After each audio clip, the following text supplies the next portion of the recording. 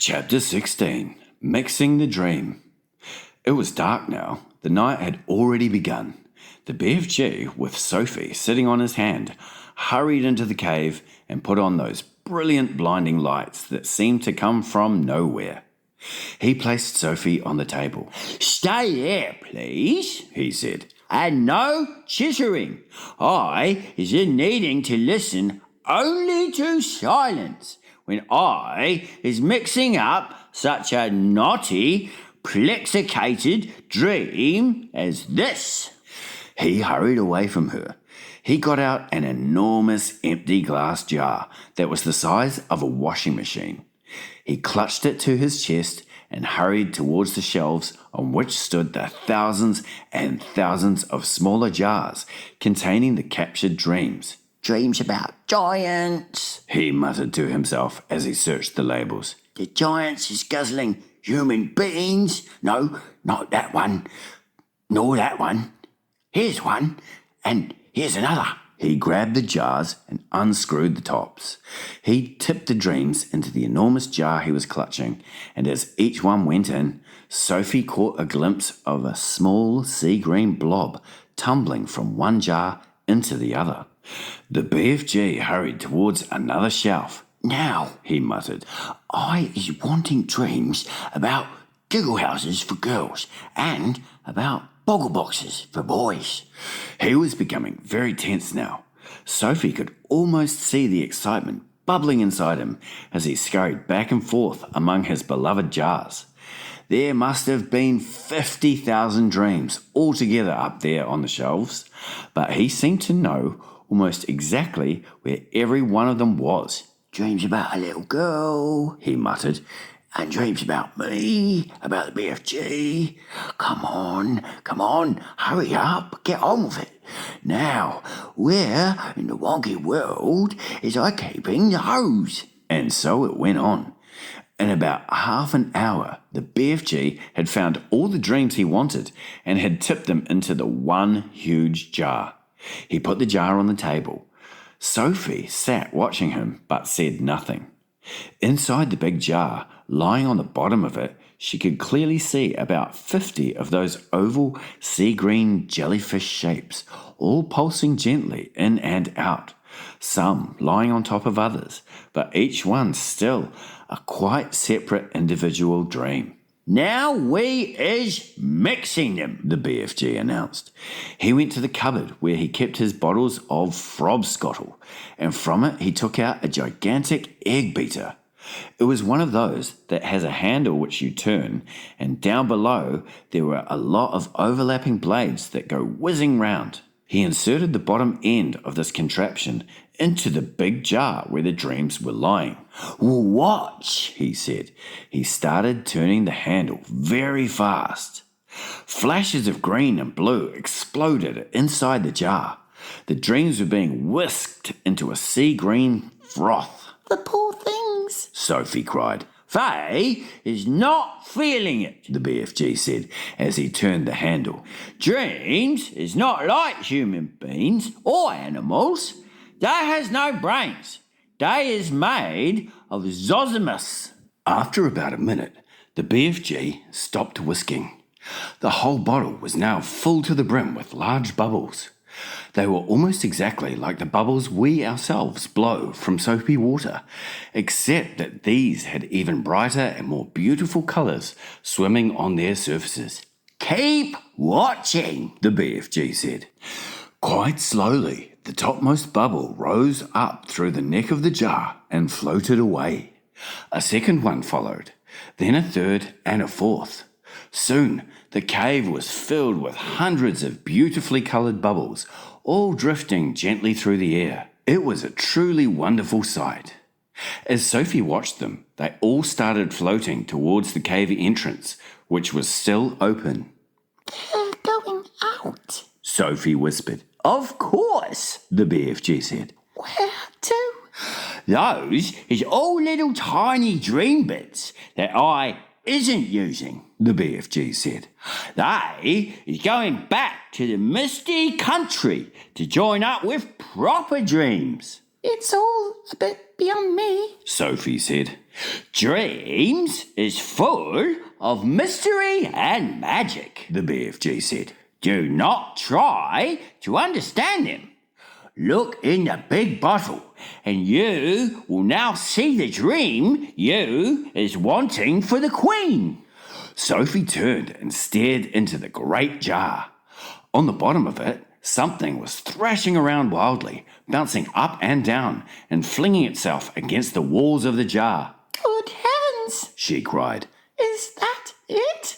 That's it, the BFG said proudly. But it's horrible. Sophie cried. It's jumping about. It wants to get out. That's because it's a trogglehumper, the BFG said. It's a nightmare. Oh, but I don't want you to give the Queen a nightmare. Sophie cried. If she is dreaming about giants guzzling up little boys and girls, then what is you expecting it to be except a nightmare? The BFG said. Oh, no. Sophie cried. Oh, yes, the BFG said. A dream where you is seeing little childlers being eaten is about the most frightsome troggle-humping dream you can get. It's a kicksy bog thumper. It's a wopsy grob switcher. It is all of them riddled into one. It is as bad as that dream I blew into the flesh lump eater this afternoon. It is worse. Sophie stared down at the fearful nightmare dream that was still thrashing away at the huge glass jar. It was much larger than the others. It was about the size and shape of, shall we say, a turkey's egg. It was jellyish. It had tinges of bright scarlet deep inside it. There was something terrible about the way it was throwing itself against the sides of the jar. I don't want to give the Queen a nightmare. Sophie said. I is thinking, the BFG said, that your Queen will be happy to have a nightmare if having a nightmare is going to save a lot of human beings from being gobbled up by fearsome giants. Is I right or is I left? I suppose you're right. Sophie said. It's got to be done. She will soon be getting over it, the BFG said. Have you put all the other important things into it? Sophie asked. When I was blowing that dream into the Queen's bedroom, the BFG said, she will be dreaming every single little thing-a-ling-a-ling you is asking me to make her dream. About me sitting on the windowsill? That part is very strong. And about a big friendly giant? I is putting in a nice long gobbet about him, the BFG said. As he spoke, he picked up one of his smaller jars and very quickly tipped the struggling, thrashing trogglehumper out of the large jar into the small one. Then he screwed the lid tightly onto the small jar. That's it, he announced. We is now ready. He fetched his suitcase and put the small jar into it. Why bother to take a great big suitcase when you've only got one jar? Sophie said. You could put the jar in your pocket. The BFG looked down at her and smiled. By goggles, he said, taking the jar out of the suitcase. Your head is not quite so full of grind sludge after all.